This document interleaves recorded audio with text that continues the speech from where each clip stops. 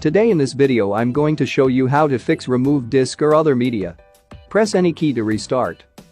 So if you follow what I will say to fix this problem, there will be no more problems. So first check if you have an external hard drive or pen drive attached to the computer, or if there is, then take it out of the pen drive. The cause of this problem: if you have your computer connected to an external hard drive or pen drive, this problem must be guaranteed.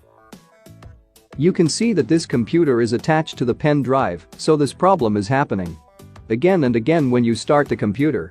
What you can do is simply remove the pen drive or external hard drive. You can restart the computer or laptop by pressing the Alt plus Control and Delete button on the computer, but you must take out the pen drive and restart. After restarting the computer, your computer will start. Your computer will be turned on.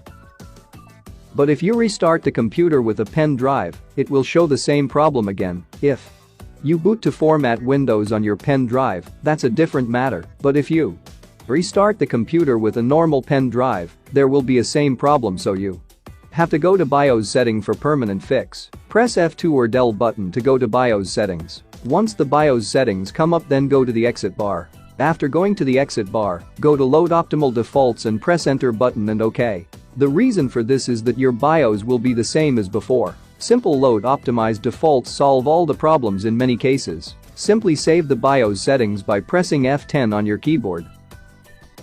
After saving the BIOS settings, your computer will restart. After restarting, your computer will be turned on without any problems. Your computer or laptop will start in a good way. If you liked the video, please like, share and subscribe to my YouTube channel.